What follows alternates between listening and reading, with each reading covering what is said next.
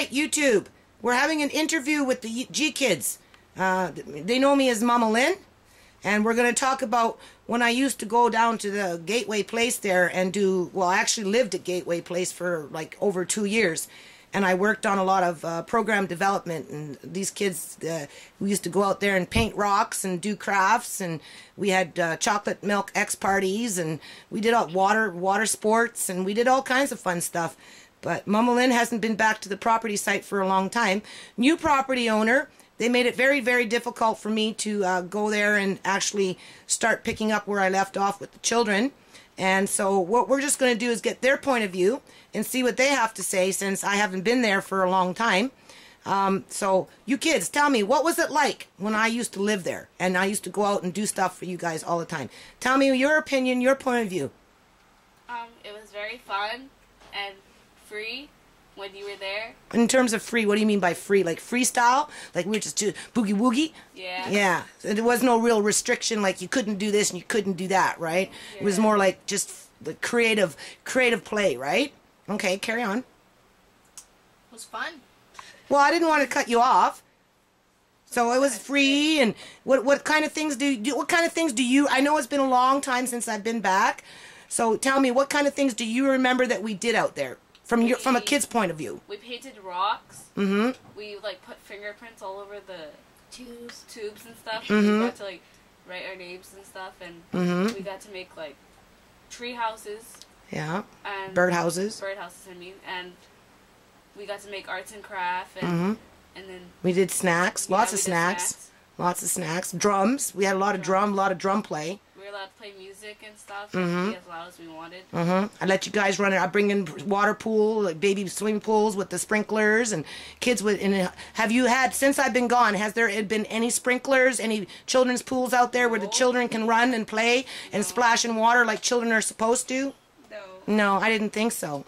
I didn't think so. And when you could do it, that was fun though, wasn't it? Especially on a very hot day. Yeah. Yeah. And what about you?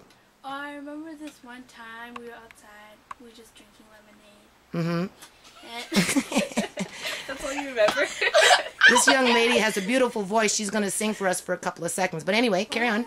Oh, and I remember this one time where this chick named Marnie. Mm-hmm. spilled hot water on Tisha. That's and right. She would call the cops all the time. She would bring out the videotape. It's very annoying. Yeah, bring out the videotape. She would try to videotape me. And then when Mama Lynn was trying to clean up, she would try and start a fight. Mm-hmm. And she would call the cops on her. Yeah. Lots of times. Which would really get annoying on the kids. Yeah. Wasn't cool for the kids, that's for sure. Well, I remember one time I went out with skill saws and jigsaws and saws and so anyway, cops showed up that day. But you know what? After they checked everything out and seen it was all cool, and Mama Lynn ran off to the store there and bought a few goggles and whatever, it was all good. Everybody still made their birdhouses that day. You know, it wasn't like I was trying to build up a freaking mountain. You know, it was just a few, and it was the older kids, the teenagers. But you know, the parents. Actually, when I was out, did not the parents come out more and participate with you kids? Yeah. Huh? Yeah, when Mama Lynn was out in the courtyard, more parents would come out. We got the dads out. Lots of moms started coming out, right? All the little ones, all the little tots, 2, 3, 4, all the little ones used to come out all the time. It was great. It was great. Now, since I've moved away, I know Mama Lynn hasn't been back. It's not like I haven't tried to come back. I actually wrote the company a letter. I didn't get the response that in terms of getting a yes, I could come back to the property. And when I went to go in person to follow up, they tried to send me off to someplace else. And then they try to say that, oh, well, you're only one person. You know, why would we allow one person to come in and do something? Never mind that when I lived there, we were doing stuff all the time. All the time. It was a different company. That company could have supported us more in terms of providing social development strategies and maybe a little bit of funding or something like that. But outside of that, this new company, seems to me, all they really did was they moved in and they raised the rent. They pushed out a lot of people. A lot of people have moved back in. So what is the demographics in terms of race living at the complex? Oh, there's mostly black people. Mm-hmm. Like, only like a couple white people there. Mm-hmm. And how are the white people towards the black? They're really rude and sort of like Racist. Okay, and for a kid's point of view, what does racist mean? When they're like, oh, like they say the N-word. I'm not gonna say it. So they call you guys that a lot. Or they would be like they would make fun of a culture, or they'll like disgrace a culture. Mm-hmm. And I also remember this one time, this lady named Tanya, Mm-hmm. she picked a fight with one of the black people, and Mm-hmm. then she said, oh, all the black people have guns, and when we were just sitting outside, she's like, oh, they're gonna shoot all the white people. Oh, And yeah. then all the black Yeah, people I know. There was a lot of problems when I lived Yelling. there. A lot of problems. we were all Yeah. yelling at her, and Yeah. then she started yelling. So no programs for you kids right now. No. How many kids do you figure live on the complex if you had to grab a number from your head? 40, 30. 60. 60? Still 60, eh? That's what I said. Because I know when I used to go out there, by the end of the day, I went through 45. 70. Maybe 70 kids. So we've got 70 kids in a complex of 133 suites, because I know, because I live there. And that's a lot of kids with no program development outside of one church coming in once a week, right? For about 2 hours in the summertime. And then after that, you don't see them. And they pick you up in the wintertime from the curb, and they take you off and they take you someplace to tell you not to be a sinner, right? and then they bring you back. But outside of that, there is no other program development for you 70 children that live on this complex. No. And they're telling Mama Lynn that they can't come back. Now, didn't last year you guys actually start a petition, bring a Mama Lynn back petition? Yeah. What happened to it? Jimmy got She it lost wet. it. It got wet? Jimmy got it wet. Jumi got it wet. It was all Jumi's fault. It's all Jumi's fault. Okay, so it sounds like we have to start the Mama Lynn Bring Back petition, doesn't it? Because even if I was to go across the field, because I was thinking of going across the field, I don't see why I should have to go across the field when I can perfectly go into the courtyard and kind of start the programs there and get the parents to come out with the little kids and get the little kids and the parents involved with you older kids. Do you kids want me back? Yeah. Why? Because when you were there, we'd like be free and have fun and be ourselves, be And like intelligent, nobody be barely artistic. comes outside anymore because there's nothing to do. Nothing to do, Yeah, eh? so if Just you, like play if you were around. here, we like all the kids would come outside Mm-hmm. and be like, oh hey, I remember you. Yeah, Mama Lynn, when you coming back, Mama Lynn? Mama Lynn, are you coming back tomorrow, Mama Lynn?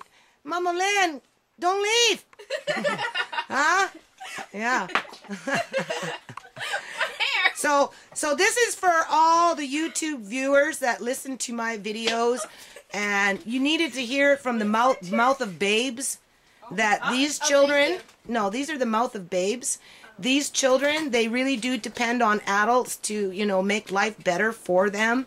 But it takes a team effort, and, I'm willing to go the mile, but if there's a big wall that I can't cross over, it's going to be kind of hard to get to the other side of that wall by myself. So, any last words? Don't know you. Peace So, out. oh, Huh? we need Mama Lynn back. We need Mama Lynn back? Yeah, I know. I gotta find a way to come back. So, I don't know. Start the petition. Okay. Start the petition, because if you start the petition, then I can send it to head office in Calgary. Yeah. Okay, I can't do it here because I tried to already contact the company here, and they just kind of blew me off and sent me someplace else that nobody answered me. So that tells me that they don't want to make the investment. Okay, but when you got 70 kids out of 133 suites, they need to make the investment. The company has to take responsibility for these children and not have them cooped up in an apartment. Oh, that's another thing I wanted to ask you. Is there still a problem with cockroaches and bed bugs in this complex? Yes. No. Have they solved that problem yet? No. You. They have not In solved the some problem? houses, yeah, most houses they have it. They still have that problem. So are they spraying, or what are they doing? No. No, they just kind of let it go for the flow. So if Mama Lynn comes in there, I'm kind of like a little bit of a poop disturber, right? I'm going to say, hey, come on, these people deserve better than this. The other question I wanted to ask you, how many immigrants still coming in from Tanzania and Darfur and places like that, from refugee camps? Are we still getting African families that are coming in not speaking English? Habadi! Mazadi Bahabadi! Jumbo! Oh no. So wali. No, seriously, how many immigrant families that do you think live there that do not speak English at this point? About 20. 20.